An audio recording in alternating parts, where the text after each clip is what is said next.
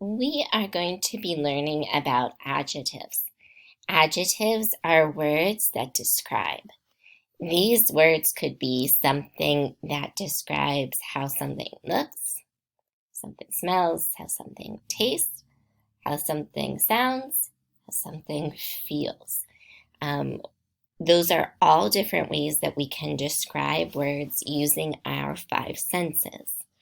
We can also talk about things like colors or sizes or shapes. Those are all adjectives too. I'm going to take a look at a couple of pictures about spring.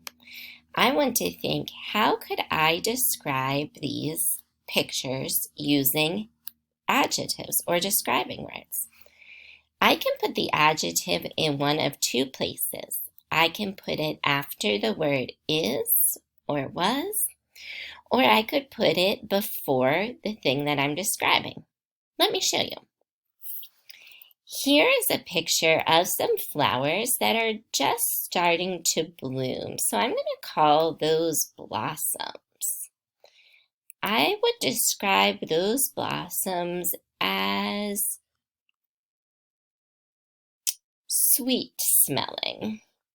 So I might say something like, the blossoms are sweet smelling. I could describe them a different way, or I could put my my words in a slightly different way. I could say the sweet smelling blossoms are on the tree. So again, there are two different ways that I could have it. I could have my adjective here right after is or are, or I could have my adjective right here before the thing that I'm describing, because then I'm just saying that what's sweet smelling? The blossoms are sweet smelling. Let me move this picture back up and show you another example.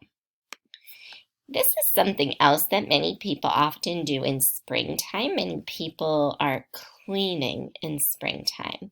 So I'm going to describe that cleaner. Well, I could say it's wet. The cleaning spray is, and right after is, I'm going to put my describing word, wet.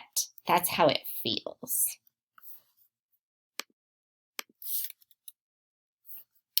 Or I could say it a different way. I could say the wet cleaning spray washed the window. When I put my describing word before what I'm describing, it allows me to tell more later in my sentence. Again, I could put it after what after the word is, or I could put it right before what I'm describing. When you are using adjectives to describe, again, it's a great idea to use some of your five senses in order to describe what you are talking about in a very clear way. Here are some ideas of different adjectives and how you might describe it. For a sound, you might say something is loud, or you might say something is quiet. You might say something is loud like this, or you might say something is quiet. Those are kind of ordinary adjectives or ordinary words. Here's some other options. For loud, you might say it's noisy. You might say the dog is barking. Something's piercing. It's like a really high-pitched sound. Squeaky is like that sound of a door opening. Squeak, like that. Or you might say shuffling, as something's rubbing across something else. Those are other adjectives for describing sound. If you want to describe how something feels or how something looks, you might use words like if it's dirty or if it's clean. You might use words about how it feels, like it feels fuzzy or furry, and maybe about if it's wet or not. So if something is damp, it's like a little wet. Soapy if you're getting to wash something. Itchy. Foamy with like lots of bubbles. Again, all those words to describe how something might feel. Here are some words for smell. Sweet or spicy might describe different foods that you eat.